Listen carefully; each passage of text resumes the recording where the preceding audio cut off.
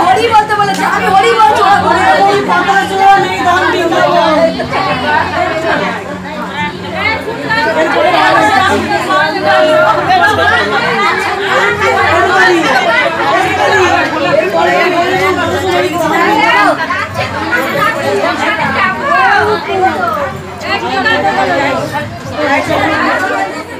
विवाह गुरु बहन प्रणाम करती हूँ, मेरा प्रणाम स्वीकार कीजिए। तो चलिए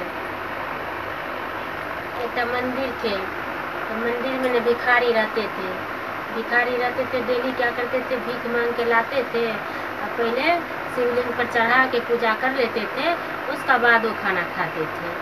सब दिन ऐसा ही करते थे। एक तो गुरु बहन बहुत धनिक थे, बहुत धनिक, उनको पैसा कोनो कमी। डेली जाते थे मंदिर में, खूब पूजा पाठ करते थे, खूब सुंदर से घर आते थे।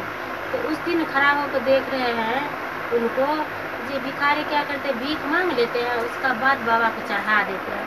कोई इंसान के देखिएगा भीख मांगता है तो कोई बाबा को चढ़ाते नहीं चढ़ाते, अपना पेट पूजा अपना लिए मांगते हैं, लेकिन ये मांगते हैं बाबा के लिए। उनको उस दिन बहुत ज्ञान खुले। वो बोले कि हमको इतना धन है तब हम बाबा के पास आए हैं चढ़ाने के लिए, ये बेचारा के कुछ नहीं है तब ये बेचारा चढ़ाते हैं। उसको उस दिन गुरु बहन के ज्ञान खुल गए।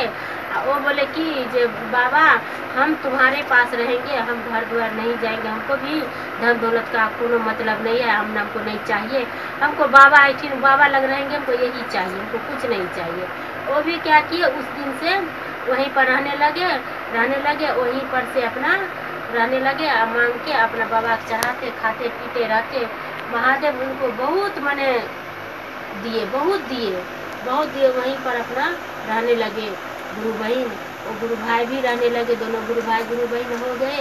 महादेव उन दोनों पर बहुत दया किए, इतना दया किए जो उनको फिर से उनको धनवान बना दिए, और भिखारी को भी धनवान महादेव बना दिए। यही है मेरा चर्चा दोस्तों, प्रणाम।